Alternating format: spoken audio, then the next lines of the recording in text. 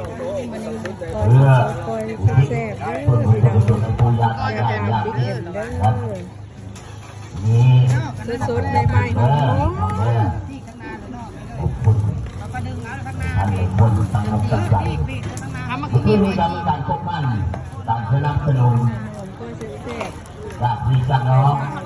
ถ้าพี่มันท้าได้กินกล้อยแซ่บๆเด้อผมมันลูกมันดีครับขาดพอได้ก็คืออันนี้กล้อยกับเสียนฟ้าต้องคู่กันเด้อเวลาสนับสนุนนั่งร่างผมไม่เอามาแต่บางเที่ยงกันไหนเนาะขอจัดนะครับทำกิจกรรมหัวลำอะไรนั่งเราคือว่าสุขภาพในการอันมันชุ่มเท่าดีน้อยเป็นห้องหรือว่าเป็นการต่อยอดบุญกระถิ่นนะครับฉะนั้นบุญกระถิ่นนั้นโมเมนต์บุญกระถิ่นเรียกมหากระถิ่นตัวอะไรครับโมเมนต์กระถิ่นที่บอกว่าต่างงานที่เปิดกว้างนะครับในทางในคนศิลปะปัจจัยหรือบริวารต่างๆนะครับฉะนั้นก็ต้องขอบคุณประเด็นก็สิคึกคักแล้วตัวนี้นะผมกำลังไปหลายท่านทุกคนว่าหลายท่านทุกคนเข้ามาแล้วไม่ส่วนมือแล้วขึ้นไปที่ถ้าพาแต่ยักมือปีจะมีนางถือนี่หึงแล้วนั่นน่ะจงภูมิใจที่มีเพลงคนรูปหล่อมันหล่นยากนะคนรูปหล่อสาวลายชาวโรงลายโดนมือยังนักสาวลูกแต่ว่าเล็บร้อยอันนี้ไม่ยางอันนี้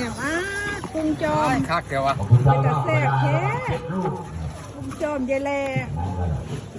ไปกินแล้วสิติดใจยังอยู่บ่ยังกุ้งมาเรียบร้อยพี่น้องนายสาพี่น้องของเราได้ชิมได้ยังดีชิมได้โอ้ยได้บักพริกลิฟเนาะบ่ได้เอาพริกมาพริกลิฟเราอยากพ่อนั่งครับพ่อมาดูต่อยอดดูกระถิ่นนะครับขอหน้าดูกระถิ่นที่แบงค์แบบกระโต้ขึ้นมาให้เอาไปใส่ผ้าเขานี่ลิฟต์ไหนโอ้ยบักพริกลิฟต์ผ้าแดงโลบักใหญ่กระตุบรถ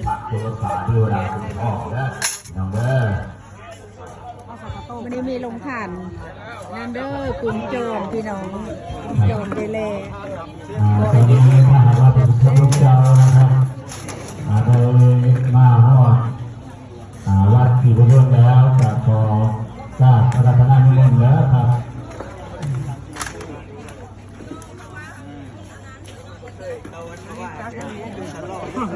ไปใส่ผ้าข้าวก่อน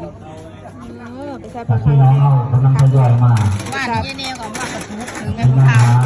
ส้มปาดจอยเลยกินอยู่บ่ว่านี่ลงมาอยู่บ่มาอยู่บ่ได้กินพี่น้องมาพอแล้วนะครับทางในสาราทางในจังกลางขวางอยู่นะครับเชิญเด้อครับเชิญเข้ามาไปใส่ผ้าข้าวได้หากว่าได้บุญได้บุญข้างนอกเสพๆนู่นนั่งบทสะดวกนั่งเก้าอี้บทสะดวกมานั่งกับพื้นอยู่ทางศาลาที่จะได้นะครับ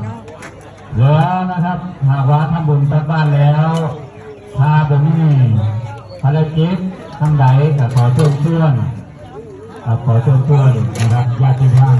ได้ร่วมกระบวนองค์กฐินพระไตรน้ำตาลนะครับอีกด้วยนะครับแกงปีแกงปีจะจอดแกงเป็นอย่างนี้จอดจะใกล้บ่ใส่ปีเด้อแกงใกล้ใส่ปีใกล้บ้านเนาะจ้าแซ่บอันนี้ก็ข้าวโอ้เป็นตะแซ่บอันนี้แซ่บยังไม่ทันได้รู้กันที่ได้กินอย่างน้อยวันนี้ใส่ได้ของหวานค่ะของหวานอร่อยนะคะโอ้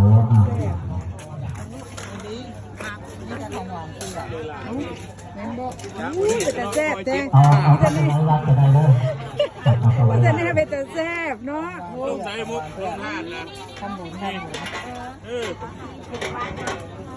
สัตว์ลงทานนะครับสัตว์ลงทานรูปไหนนะครับที่นำมาแล้ว